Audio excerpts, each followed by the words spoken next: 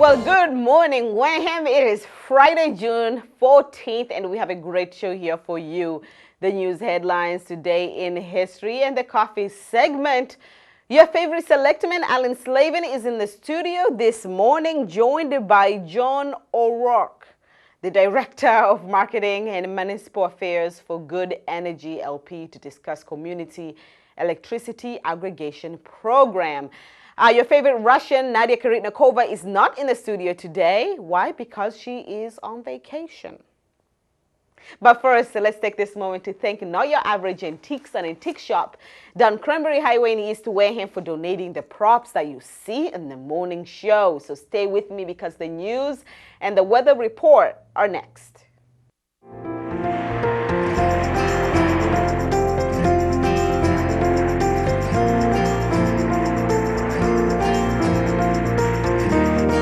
Well, ain't no sunshine when you're gone.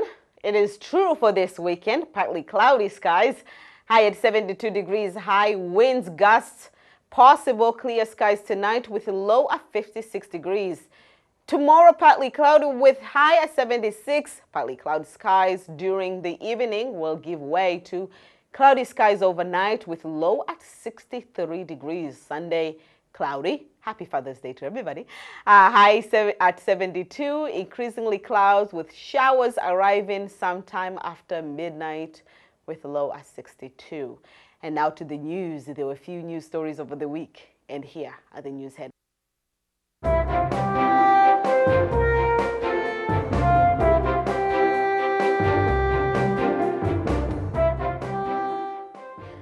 The Board of Selectmen unanimously voted to approve David Morris as the Provisional Director of Inspectional Services. Morris is currently working as an Assistant Building Inspector in Sandwich and is studying for his Building Commissioner certification. He must complete the certification test within a year of being hired, said Town Administrator Derek Sullivan. And in another news, Wareham residents say their road is too small for ZBA's chairman's development. The Cedar Village development on Stagecoach Road was up for discussion Wednesday night at the Zoning Board of Appeals. The board decided to continue the hearings for the 9th and 10th Old Stagecoach Road till June 26. And Wareham Zoning Board denies marijuana retailers' parking plan without prejudice. With an ongoing public hearing for a planned retail customer parking lot across Verlife's 112 Main Street marijuana dispensary, and once again, no one from the company there to represent it on Wednesday night, the Zoning Board of Appeals decided to take the matters off its agenda until members hear from the company again, denying the proposal without prejudice.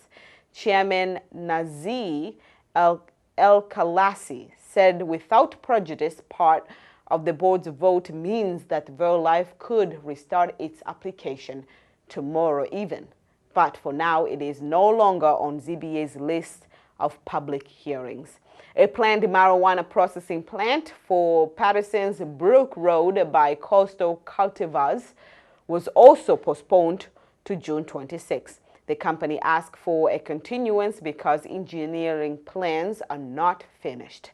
And now we're going to take a quick break and we'll be right back with more.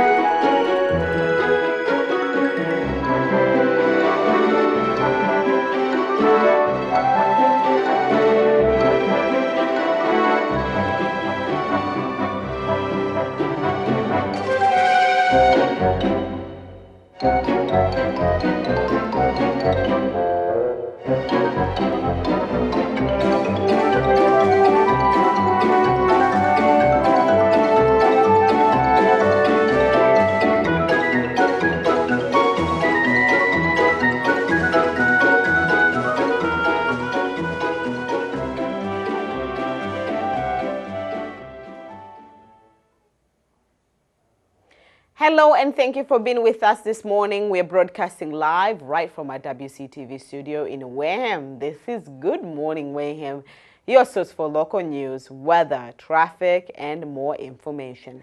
And now for a moment in history, let's take a look at where we were today in history.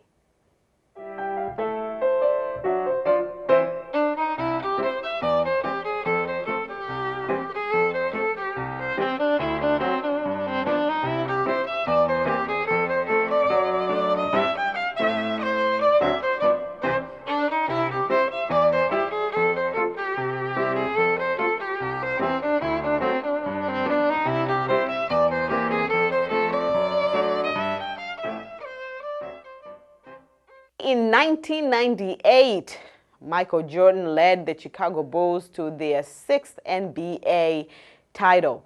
Scoring over half of the team's points that day, Jordan would also shoot the game-winning shot with 5.2 seconds left in the game to lift his team to the 87-86 victory over the Utah Jazz in Jordan's last game as a Bull. Just last night, the Toronto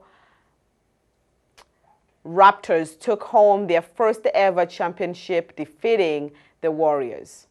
And also today in 1777, Congress adopts the Stars and Stripes. The national flag, which became known as Stars and Stripes, was based on the Grand Union flag, a banner carried by the Continental Army in 1776 that also consisted of 13 red and white stripes. According to legend, Philadelphia seamstress Bessie Ross designed the new layout for the Stars and Stripes, which consisted of a circle of 13 stars and a blue background at the request of General George Washington. And in 1969, the U.S. Command announces that 3 combat units will be withdrawn from Vietnam. In 1922, President Harding becomes first president to be heard on the radio. It happened when he was addressing a crowd at the dedication of memorial site for the composer of the Star and Spangled Banner. And that's all for today in the history segment. To learn more cool historical facts, please go online under history.com. Stay with me. The coffee segment nears, and we're going to take this quick events calendar break.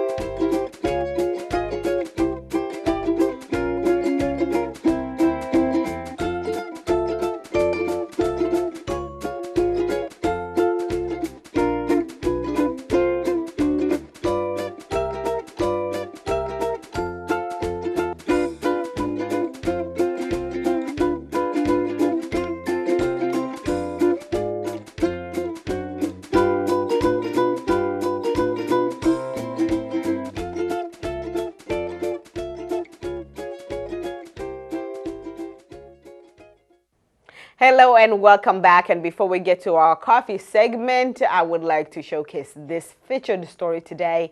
And today we'll be watching, it's all about the cranberries.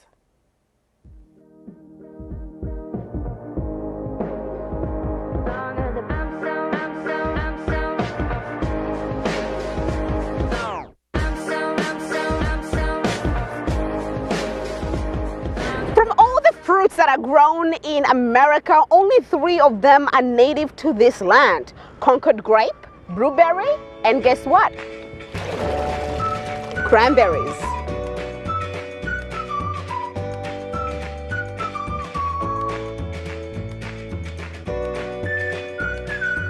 With about 400 million pounds spent yearly, in which 20% of that is consumed during Thanksgiving, cranberries have proven to be more than food, but an American tradition.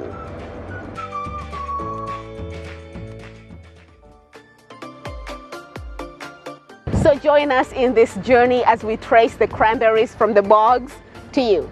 This is a look at the cranberry agriculture.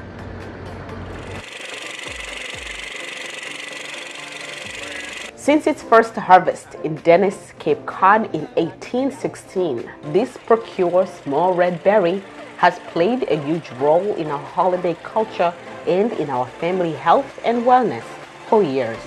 Cranberries outrank most of fruits and vegetables on disease fighting and antioxidants. So Massachusetts is the second largest grower in the country and third in the entire world. To celebrate their harvesting, we are here today visiting the Man Farms.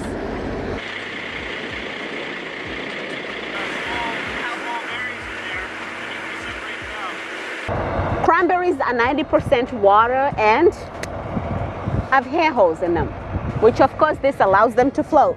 And most people think that the cranberries grow on water, but that's not true, right? That's not true, no. Okay.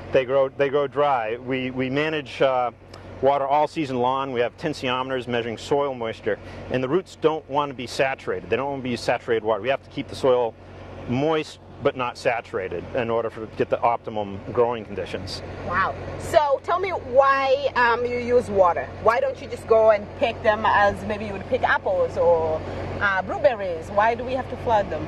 Well, years ago, cranberries were dry harvested. Back in the 50s, hand scoop was the primary way of harvesting cranberries, and the schools would close and they would send everyone out to work in the cranberry bogs to harvest cranberries.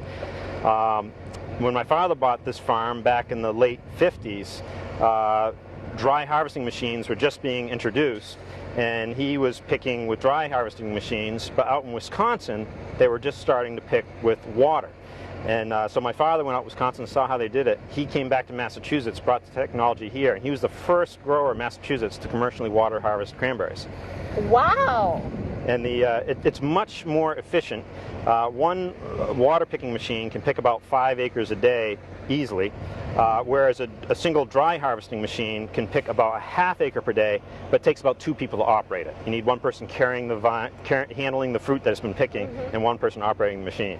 So what goes first? Does the machine come and then picks the berries first, and then you flood the bogs, or you flood them first and then you... We bring the water up in the vine a little bit. Okay. Ideally, it's a shallow flow to pick. Okay. Sometimes you don't have that choice. Today we picked in pretty deep water, All right. but this was an easy bog picking. You can actually see the berry line as you're picking. If you pick in shallow water, then you have to flood it deep enough that the berries float free from the vine and they can drift in the direction.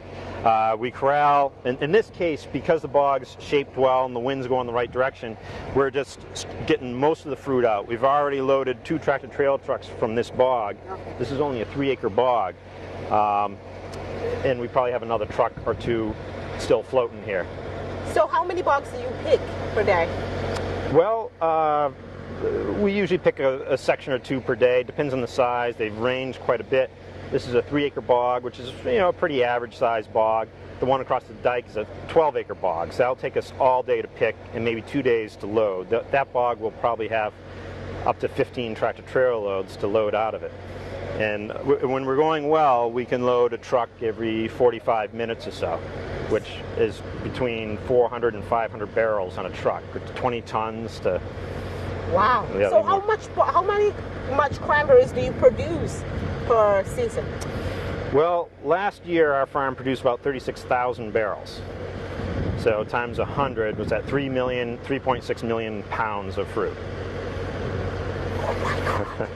Before its iconic name, in the past this berry used to go by other names. It was not until when the Germans and the Dutch settlers named this native berry cranberry because they felt that its vine's blossoms resembled the neck head and the bill of the crane. Today, of course, we all know this berry as cranberry. Now, in the beginning, the cranberries are green, then they turn white, and finally turning red. Cranberries, unlike other berries, they're naturally tart, which means it doesn't matter its outside color. When you eat it,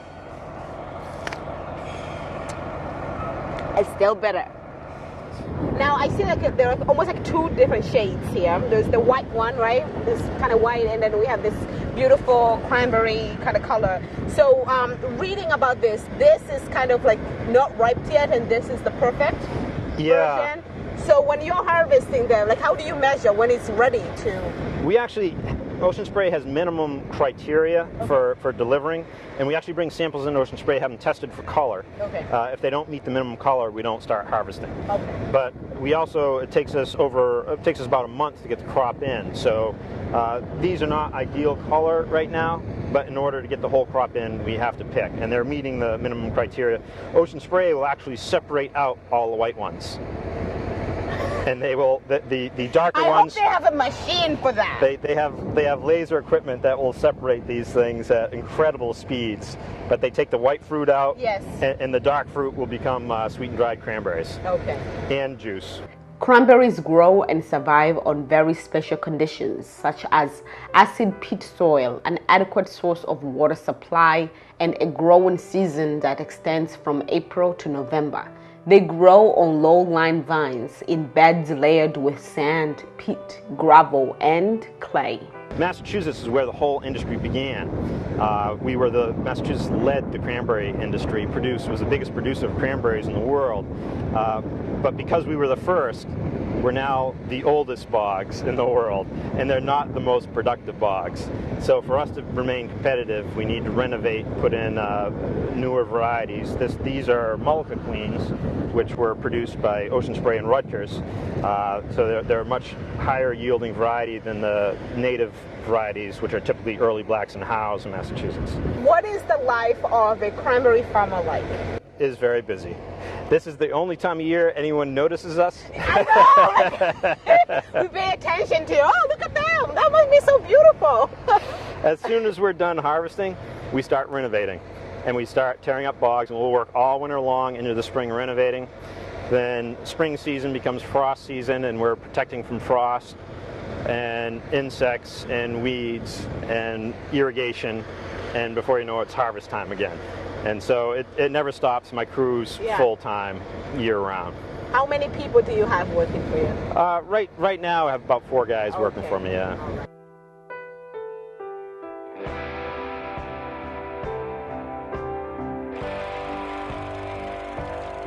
Yeah, I'd just like to say that the cranberry industry in Massachusetts is the largest agricultural commodity produced in Massachusetts. And it provides about $3.6 billion economic benefit to the region and the state. So it's a very important a very important commodity for the state. We also provide about 7,000 jobs, including ag services and things like this for the industry. So it's a very important industry for the state. It's important that the community supports the industry. It's mostly grown in a few towns in southeastern Massachusetts, and we do need to support our local community to keep the business viable and healthy, so we can keep providing benefits for the state.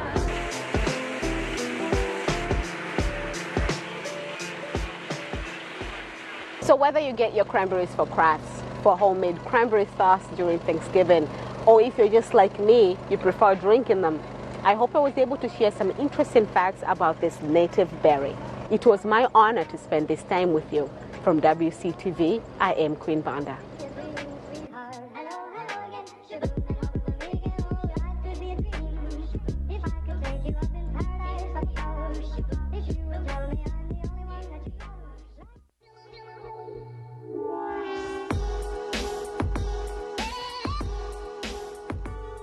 Hello and welcome back. I have Noah Wombelt, your favorite intern. Is it intern now?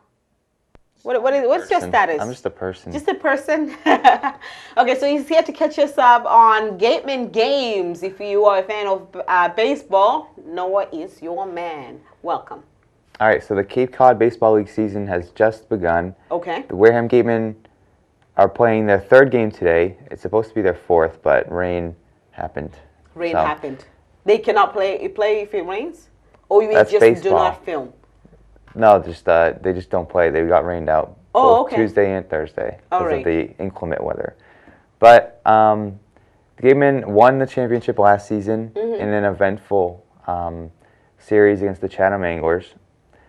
And this is like a big project for the station. We spent a lot of hours. We spent a lot of time planning for the Cape Cod Baseball League season. We work with different broadcasters who are also interns with the Gateman team, and a lot of them that we worked with in the past have made it far and work for companies like Fox Sports, college stuff, and like I think even ESPN. Oh. So it's a really good development for not only the baseball players, but the people who intern as well. There's interns for scouting, for game day management, obviously the television stuff that we're doing. So if you ever want to catch a game, the home games are broadcast live on WCTV and on our streams. And the away games, the Wareham Gateman team broadcasts radio broadcasts. We don't do the video for away games. But. Okay. So tell us about, I do not know anything about baseball. Catch me up. Who are the Gatemen? Well, how good are they? Okay.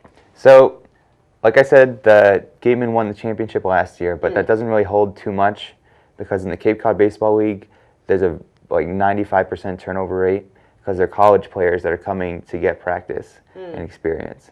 So all of them are college students from all types of colleges. All over the country. Coming together to make one team. That's the Gateman team, right? Our home Wareham team, who are part of the Cape Cod League. So tell me about this turnover and why is this not holding weight, as you say? Cape Cod Baseball League has 10 teams, and all of them are nonprofit. They're all run by fan donations. Not even $1 is made in ticket sales, I think, except for the All-Star game. But the normal games are all free for the public. So this is just a place that, for the community, it brings in tourists, which, iffy topic, I guess. But it's good to have tourists in. And it brings just entertainment to the community for free, like I said. And it gives these people a lot of experience as baseball players. The Cape Cod Baseball League, in my opinion, and the opinion of many, is the #1 college baseball league for the summer. This is where people want to be, and it's always good to have people want to come to the Cape. Okay, so for the town, we get free entertainment, and the players get to practice. Yeah. All right, so, but they're playing in our field in the summer, right? They're using the high school field? Yeah. Okay. I think, by my understanding, there's cooperation between the teams and the towns where they'll pay money and stuff. I don't think the Gatemen are going there just like rent-free, you know. Okay. I'm pretty sure they help pay through donations and stuff like that and sponsorships. I'm pretty sure they help pay for keeping the stadium the way it is. So tell me about some of the players that you have met, and we have 1 minute. Tell me about some of the players that you have met this summer. Whom are you betting on? Well, it's hard to tell because not the entire team for every Cape Cod Baseball League team is here yet because some colleges are still playing baseball. So it's hard to hedge your bets on any team either way. But as far as players, we don't get to meet too many because we're on the broadcast, like behind the cameras and stuff.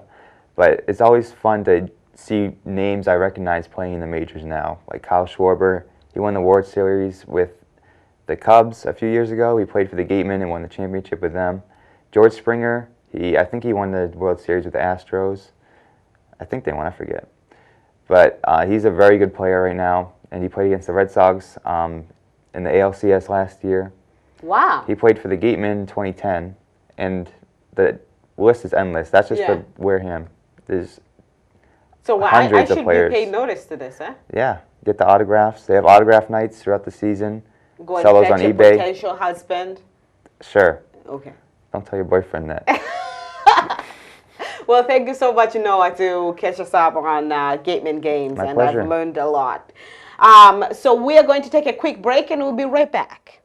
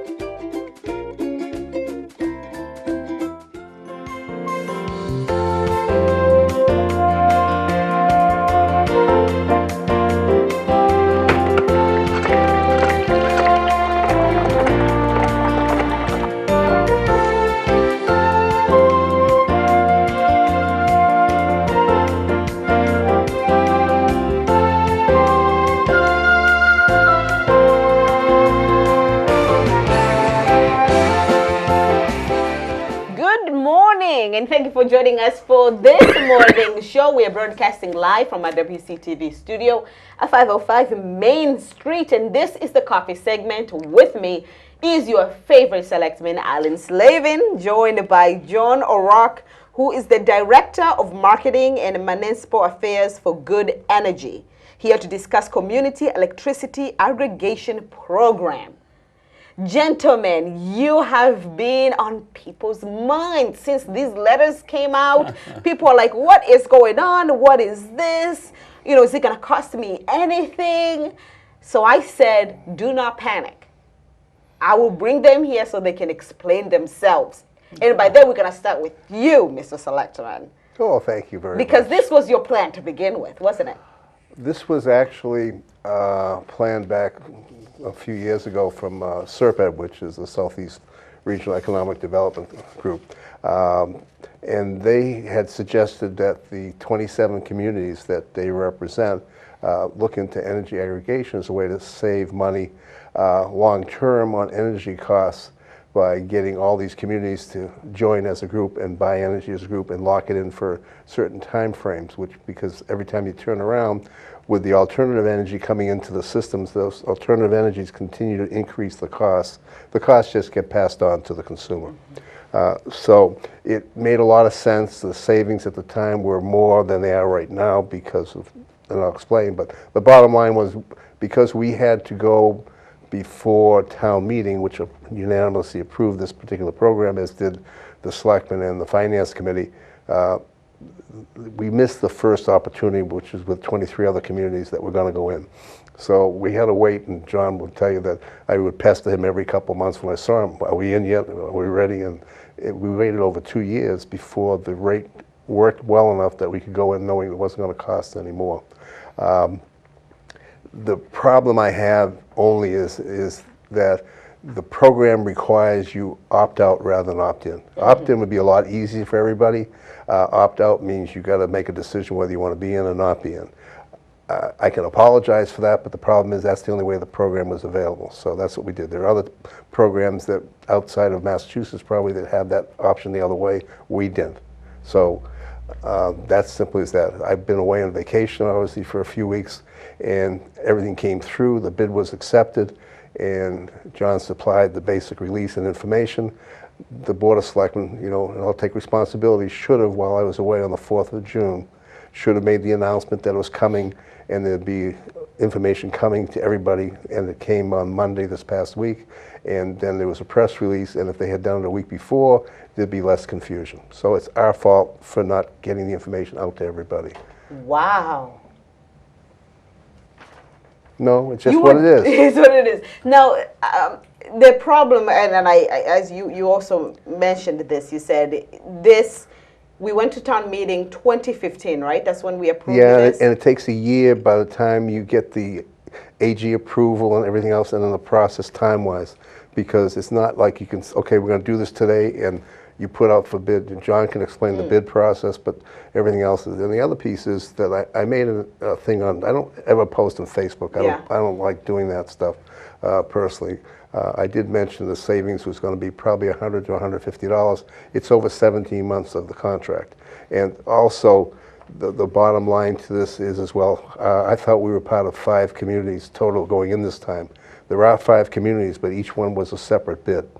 So we're basically in there. If you look at the rate of 1.07, whatever it is, if you look at your bill, at the top piece, there's a piece that tells you how much you're paying. I just had a friend of mine show me his bill, and it was 1.358. Oh, for you're talking about the kilowatts? Yeah, It's and there's 2 pieces to that. And this is the problem people have to understand. The Eversource has a carrying charge. Electricity doesn't come to you free. As far as getting to you, never mind the kilowatt usage. There's about 8 or 9 items listed at percentage of pennies that they add up to go into the thing. That they still will have that bill there for you, because their carrying charge stays, because you have to pay to get electricity to you, then you pay them for the actual electricity. The savings will be the actual usage of electricity. That's why the dollar amounts aren't huge. So the saving will be the actual usage of electricity, the carrying cost, those stays the same. Those are the fixed costs, right? Correct. Okay. And that's gives you, if your power line goes down the street, Eversource will have to repair it just like if you were the full-time customer. So people are concerned. This will cost, as I say, this will probably save you $5 to $8 a month. It's not huge. Anybody who's a resident of Wareham or any business, the town of Wareham gets no savings out of this. We can't even join it.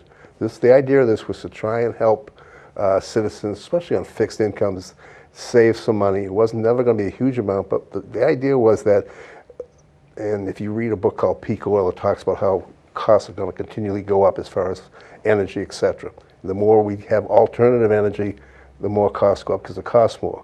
Oil will continue to go up over a long period of time, and it will cost more.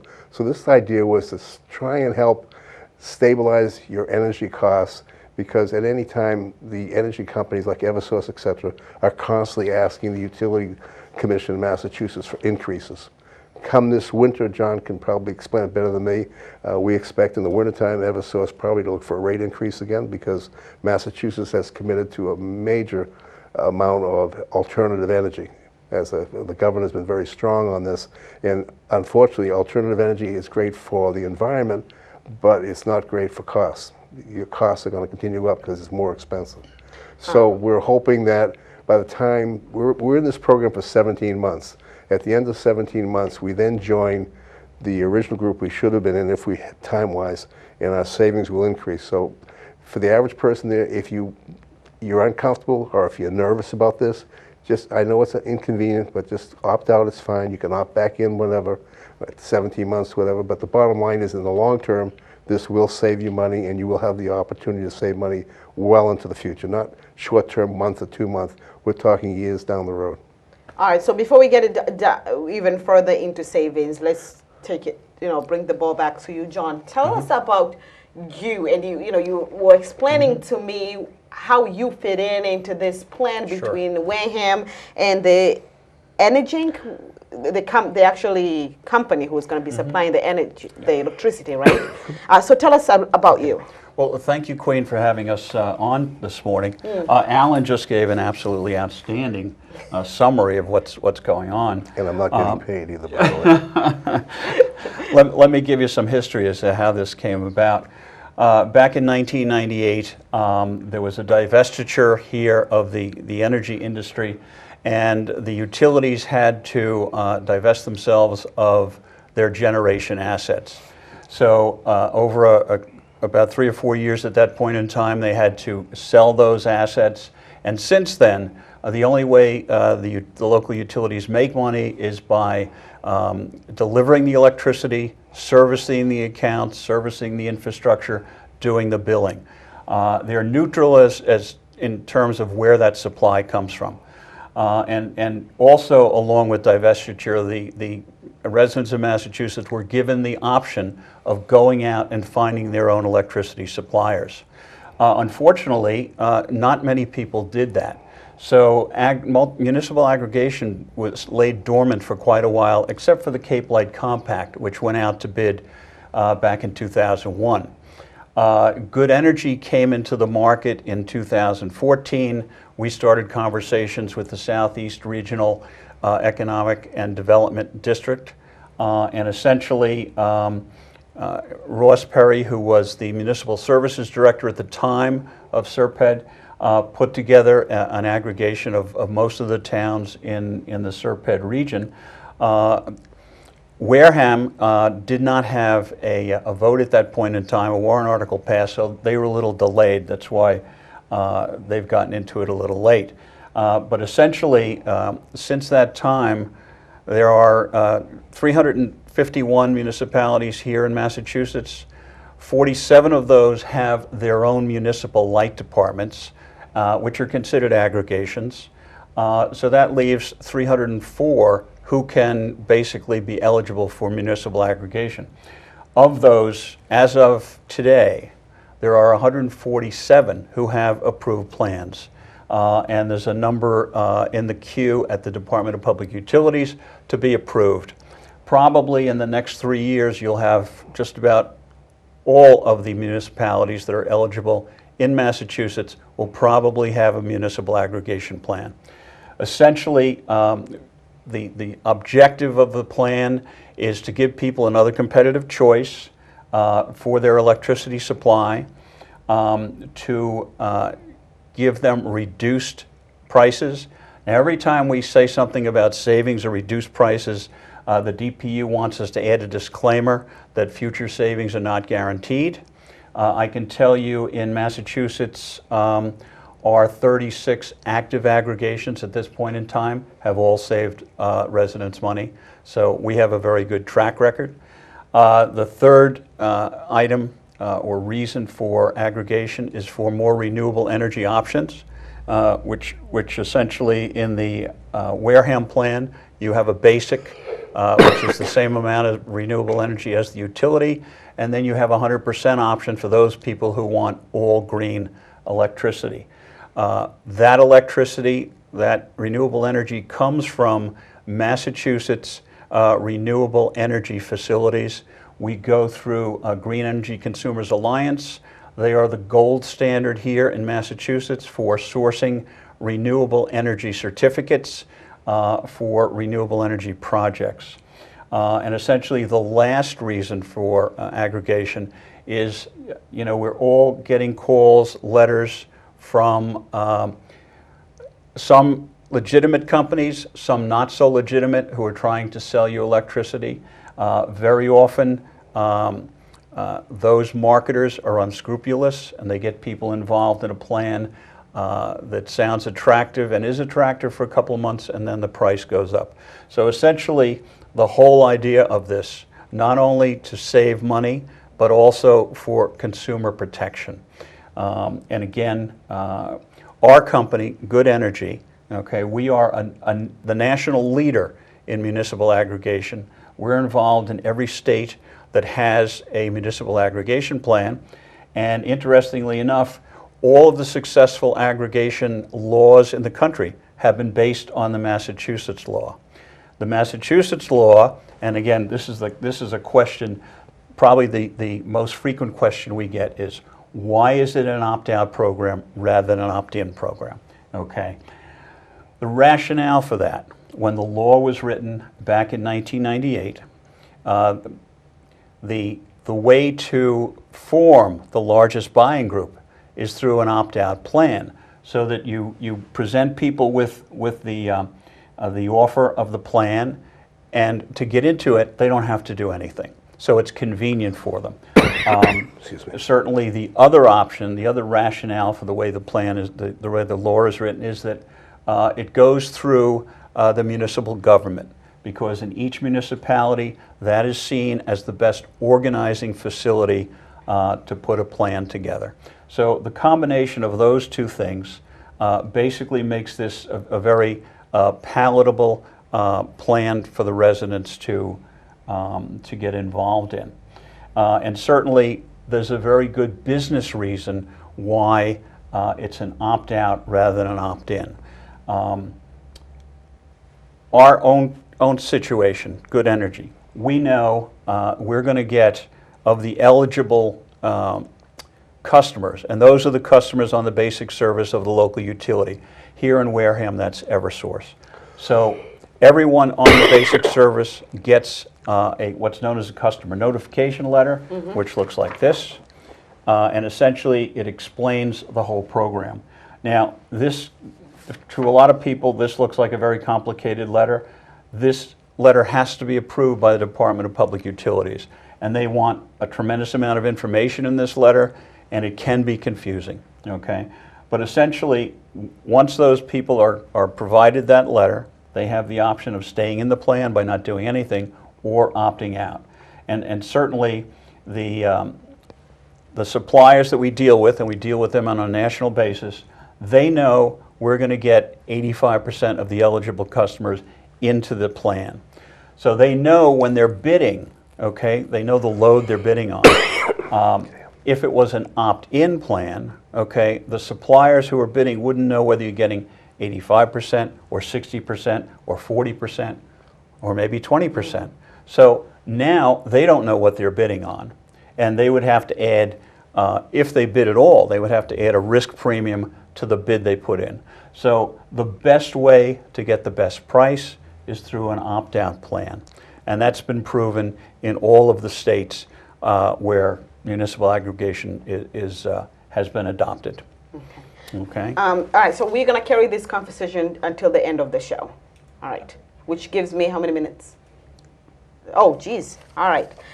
So a lot of information, and I'm sorry that we only have a little time left. So one of the questions, what sounded to me is that you pointed out, Selectman, that these are savings throughout years, and you said savings cannot be guaranteed in the future. So at the end of the day, if it's not about the money, what is it about? What is the most attractive part of this deal? It's the stabilization of the prices over a long period of time.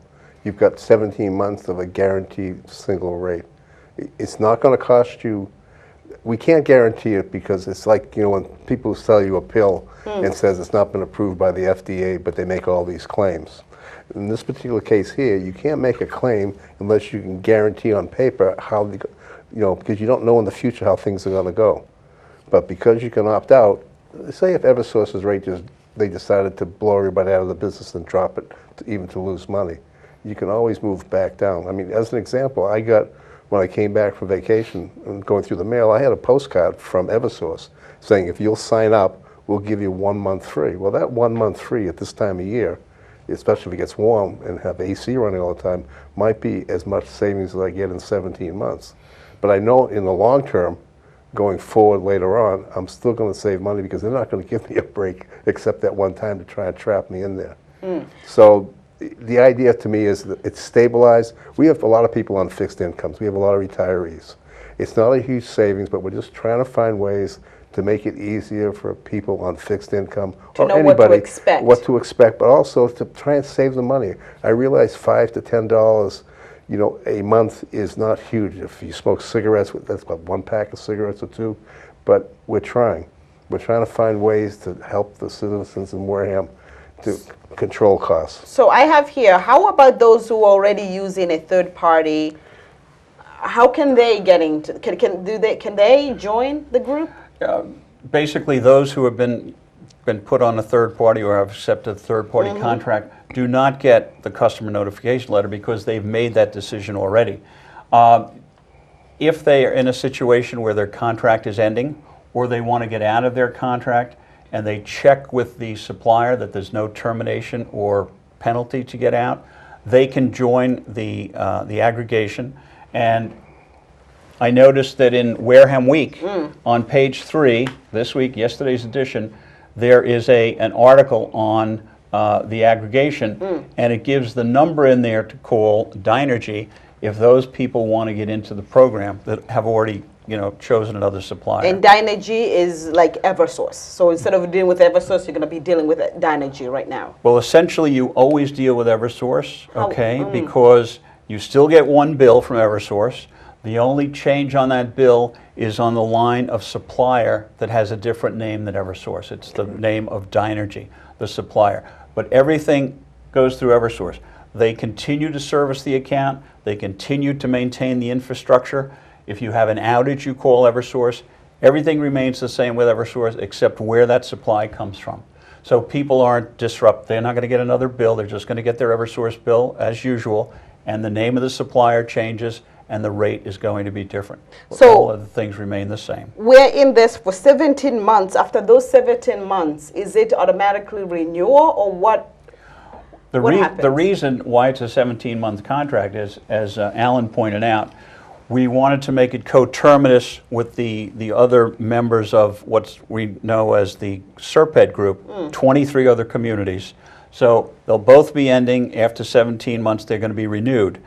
At that time, Wareham will join that group. They'll become the 24th town in that municipal aggregation, and they'll be advantaged because there'll be a larger buying group. Yeah. And at that point in time, we go out to bid again for a competitive bid. We get 3 or 4 national suppliers who will give us bids anywhere from a 12-month to a 36-month contract.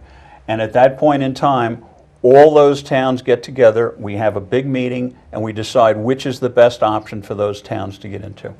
Okay, so Dynergy, I mean, we talked about clean energy, alternative energy. Is this what the energy, the electricity we're going to be using?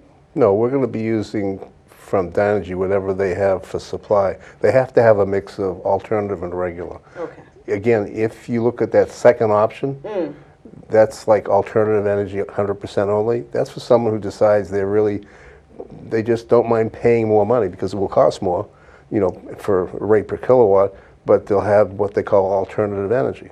If not, then you're basically paying for a mix you're paying for now with Eversource.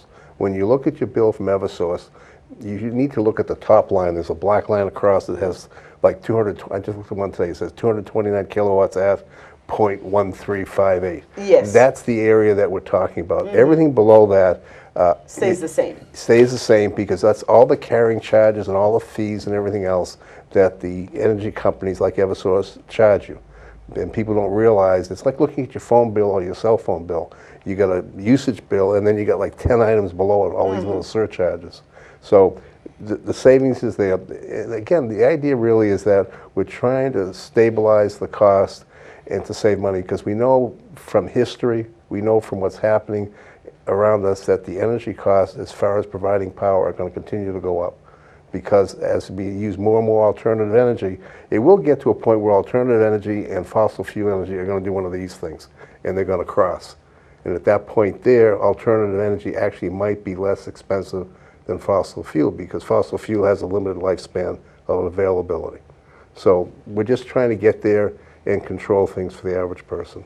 When we renew the contract in 17 months, most likely our kilowatt cost number will probably be slightly higher, because it has to be, because the cost is going up all the way across board constantly. But we're locking it for 17 months, then we get into a new contract, and hopefully everybody's happy and with it and everything else, we stay with it. And then in 36-month period, if we get a 36, again, we have stabilized costs for 36 months again. You know, if you look at everything, it's like in the long term, the stock market continues to go up over the long term. It goes up, it goes down, but in the long term, it rises. Cost of housing constantly steady rises long term. We're not looking at 1 or 2 years. We're looking at 3, 6, 5 years down the road type of thing. That's where you have to look at this. If you look at this short term, it doesn't work. It's like playing the stock market short term. Unless you're really good, you're going to lose. And I don't want the town of Wareham, the residents, to lose. Here in Massachusetts, no matter where the energy actually comes from, this year, 2019, because of what's known here in the Commonwealth as the Renewable Portfolio Standard, 14% of that electricity has to come from renewable sources that are known as Massachusetts Class 1 facilities. Next year, that's going to go up to 16%, because instead of going up 1% a year from here on, it's going to go up 2% a year. So you're getting green energy no matter where your energy comes from, at least that 14% this year. We've added that 100% option for those people who are interested in being all green, because there are people that want that, okay? The idea to have the basic option is so that we can get it under the price to compare with Eversource. And it's lower. Right now it's lower just by a little bit, but we all know the Eversource rate is going to go up probably substantially in the winter.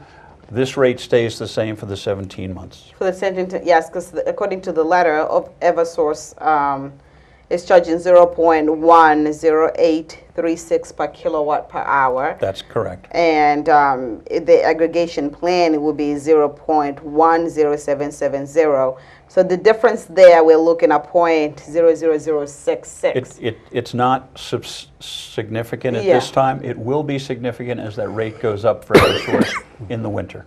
Okay. But just as an example, I looked at someone's bill today when I was over at the coffee shop, and their rate was basically 135. And then that's where you see the big And that person there would be saving, I think, $8 or $9 actual. So you got to look at your rate, because everybody's not getting the same rate. Yeah. The rate that's quoted in the letter, because the program starts as of the August meter read, this rate for Eversource is actually the rate that starts July 1. The rate right now for Eversource is still 13.58, I believe it is. Okay, until the end of June. Then it goes down to this 10.8 number. All right. So what now?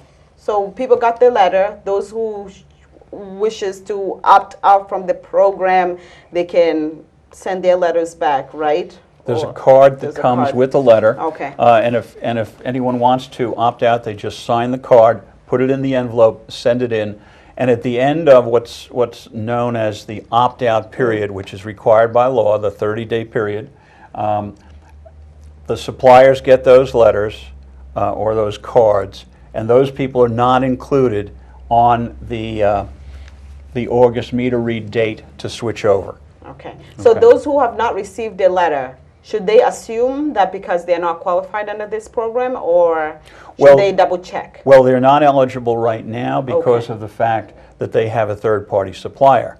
Again, if they have a situation where there's no penalty or termination fee with their present supplier and they want to come into the aggregation, they can call the number, they can call Dynergy, and they can get into the program. Okay. Selectman, as for now, what is the town doing? What is the behind-the-scenes work? Well, again, when we have our meeting next Tuesday, I will be more verbal again, explain, etc. We have basically, if anybody calls into town hall, they basically get transferred over to the town administrator's office. Patty Neal, who's the administrative assistant there, has all the information forms, and I was there yesterday. They're helping people that don't understand or are confused by what it is. And again, part of this is because we did not properly notify people. The thing that bothers me most is that over the last 6 months, I've constantly at selectmen's meetings mentioned this was coming, and actually, I think as little as before I left, I mentioned that we were waiting for the bid to come in, whatever. The newspapers really have not, in the last 2 years, really picked up on this and put it out to the public as well. And some people read Wareham Week or the Standard Times or the Wareham Courier. People sometimes go onto the town website. People may watch this program. It's the only way you can do this is a mass mailing. And even then, a lot of times when you get a mass mailing, a lot of that stuff goes into what I call the rotary file, which is your waste paper basket they don't read. If we could have a way of sending pictures, which is television, that works. Pictures are 1,000 words, as they say, one picture. So it's really hard because people, this just emphasizes why town meeting is so important for participation, or at least to keep up with what's going on somehow. Because if town meeting votes unanimously for this, the Board of Selectmen voted for it, we just didn't pull this out of our back pocket. The Finance Committee, which has their job is to make sure anything that goes before town meeting is financially responsible for the residents of the town, for the town itself. I believe it was a unanimous decision on the Finance Committee as well. The problem is that we had this delay in time, and people forgot. But I'm going to say, not a lot of people. It's really 3 years because of the time frames and when it actually gets acted in. You pass it, and it doesn't happen. It happens a year later. But the bottom line is I had at least, I'm going to say 4 or 5 people, which is very small, constantly ask me, Alan, when's it coming, when's it coming? Yeah. So some people picked up on it and some didn't. But the bottom line is that, it's if you don't participate in your local government, when you have basically town meeting style government, things happen and you may or may not be happy with it. But the only way you can do things is to be there and voice your opinion.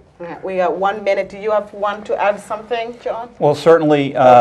The article in Wareham Week has 2 phone numbers there that you can call. It also has the Wareham website for this, which is warehamcea.com.